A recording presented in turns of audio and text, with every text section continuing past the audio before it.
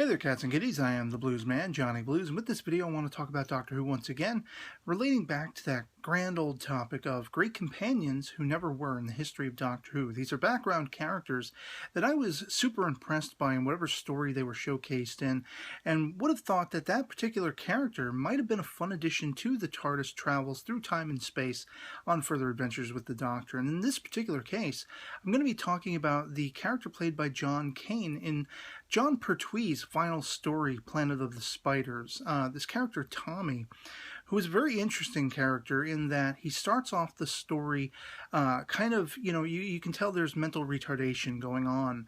He's very much a simpleton. He's kind of magpie-minded, where he's stealing things that are, air quotes, pretty, or that he considers pretty, from jewelry to, in the case of the story, the blue Metebelis 3 crystal that comes heavily into play in the story.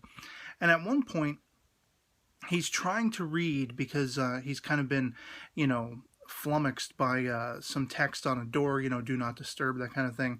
And he wants to sort of energize his mind. And he ends up using the crystal without even realizing what he's doing. He kind of has it, light shining through off to his side as he's trying to read words very slowly and monotonously. And he starts gazing at the crystal, this crystal which has sort of effects on the mentality and the intelligence, which is subsequently, we find out the reasoning for the eight legs, or the spiders in the story, gaining their intelligence on Metebelis 3 and all this kind of stuff. And it's quite fascinating what happens to this character. He ends up developing a higher intelligence. He can start reading more and all this kind of stuff in the story. He comes under the attack of some people who are possessed by the eight legs, and they're energy blasting at him and everything like that. And it's not even phasing him. I mean, a couple of times it knocks him back a little bit, but it's not hurting him or killing him, as seems to be the case with anyone who ever gets hit by these energy blasts.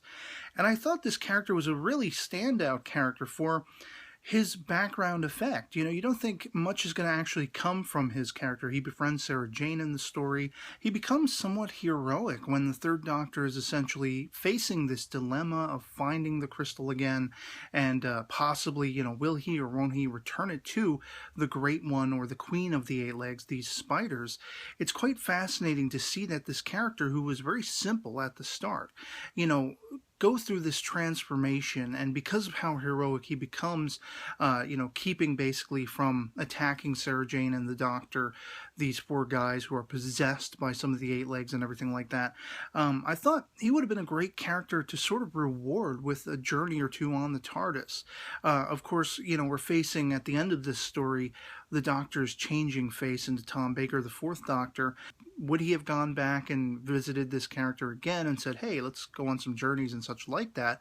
But it would have been a fascinating, fun, and rollicking time to have this character who was very sort of stoic, who was, for lack of any sort of self-possession, he was willing to put himself in harm's way to protect the main characters of the show.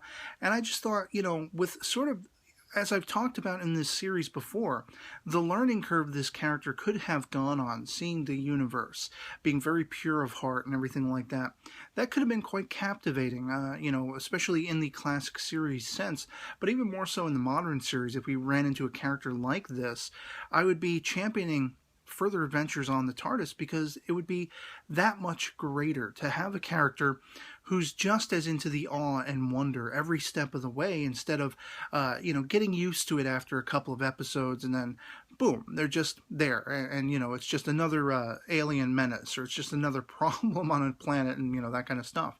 And, always, as I am, looking for more intriguing ways that we can make characters that make up the companions or the assistants in Doctor Who that much more fascinating and interactive with we the viewers. So I'd love to hear from you guys in the comments below. If you've seen Planet of the Spiders, what you thought of it. I only actually just watched it for the first time recently, and that's thanks to my friend Howard as of the time of this recording.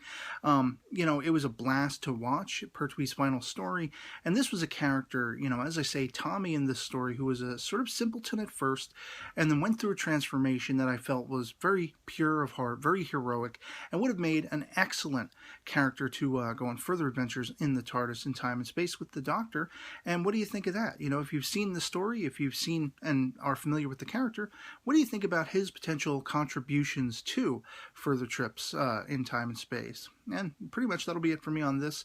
Otherwise, I hope this video finds you well, and I'll catch you all later. Peace.